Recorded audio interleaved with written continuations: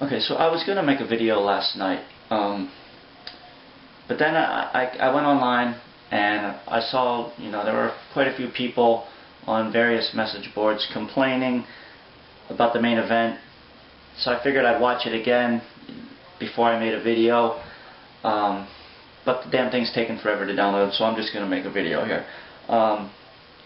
It's a pretty good night of fights. There were a few ups and downs, particularly with the co-main event being the down point, but I'll get into it here. Tyson Griffin versus Marcus Aurelio. Pretty dominating performance by Tyson Griffin. Dominated on the feet, took it to the ground in every round.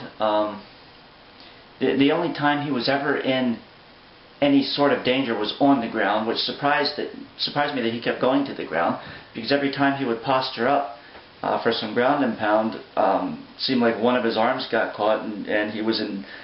It just seemed like on the ground he was fighting submission attempts just as much as he was ground and pounding. So, especially in the third round, I don't understand why he took it to the ground. I had him, in my predictions, I had him with a TKO in the third round, which he could have feasibly gotten if he would have stayed on the feet. I did not understand why he took it to the ground in that third round when he was so decisively winning on the feet, and the only time he was in danger was on the ground. But that just goes to show you that he knew that he could have kept it on the feet and he would have won a decision based on points. And I think the fact that he took it to the ground in the third really just shows that he was looking to end it. So props to him. Great fight, great performance. I'm looking forward to his next fight. Next up, Josh Koscheck versus Chris Lytle. I just got to say, Chris Lytle is the man. He came out, he pressed it at the beginning, was taken down. Koscheck pretty much took over after that point, especially in the second round. He had cut Chris Lytle open pretty bad. That was a pretty bad cut. Actually, there were two cuts, two separate cuts. But I think, one up here, one right under it, and I think in the third he even split him open even worse. Chris Lytle never gave up, and even in the third round, I mean, he had to have been exhausted, fatigued, and probably really dizzy from all that blood loss, and he was pressing it, much like in the beginning of the first round when he pressed it at the midway till the end of the third round. He was pressing the action, and man, that guy, he has heart, but he loses a decision. Props to Josh Koscheck. Both guys, excellent performance. So it's going to be. I'm looking forward to both of their next fights. Next up, Joe Stevenson versus Gleison Tibau. Joe Stevenson, of course, like I said in my predictions video, he doesn't have the best stand-up, but he uses his stand-up to do what he does best, and that's get you to the ground. Just like we saw in the Melvin Guillard fight.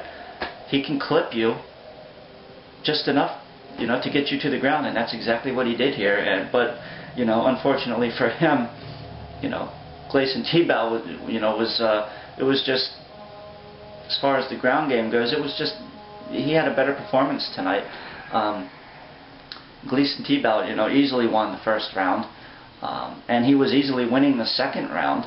I think he took Joe Stevenson down twice. It seemed like he was just imposing his will on Joe Stevenson in that second round, and went to take him down the third time and got caught in the guillotine choke. That's Joe Stevenson's thing, the choke.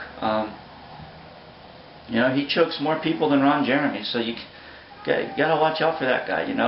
Even when you're dominating him, he can come back anytime and catch you. That's exactly what he did. That was a pretty good fight. Okay, next fight, Patrick Cote versus Ricardo Almeida, and this was the low point of the evening. Very anticlimactic, lackluster fight. And I'm glad I watched the pre-fight press conference, because Dana White did state that Yushin Okami was likely the next in line for a title shot, which will be in September. I think he said September 6th. And then I guess the winner of this fight will be fighting the winner of that fight. Although after this performance, I don't know if he's going to stick to that game plan, because quite frankly, I don't think anybody wants to see either of these guys in a title shot just about now. Cote came out. Almeida was obviously looking for Cote to open up because he wanted to find an opening and take him down. Cote, you could sense, realized that and was very timid on the feet, didn't want to unload. And it was just a very lackluster fight. I don't even know what to say. Cote pulled out a victory, I guess, based on a couple leg kicks, because that's about the best thing we had in this fight. So Cote wins. Yeah, not looking forward to seeing either of those guys again in the near future. On to the main event, Quentin Jackson versus Forrest Griffin. And going into this fight, most fighters at some point in their career, they reach a plateau where you can see that they're at the top of their game. This is the ceiling for them. They're not going to get any better than this. This is it. They're at the top. They're at their peak. And going into this fight, I thought Quentin Jackson was at that plateau. Forrest Griffin, on the other hand, going into this, I felt he's not there yet. He's going to get better. He has time to grow. He is not as mature as a fighter as he will be.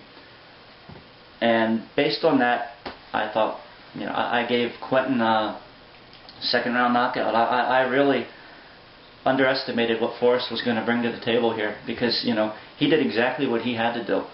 Let's face it, Forrest, highly unlikely that he was going to knock Rampage out.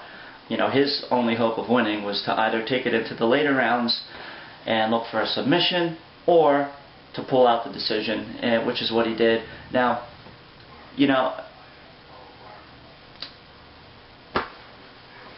I can understand why some people are upset that he won a unanimous decision, because that surprised me. I did personally have Forrest ahead in this fight, but I didn't think he was going to pull out a unanimous decision. I thought it was way too close for a unanimous decision.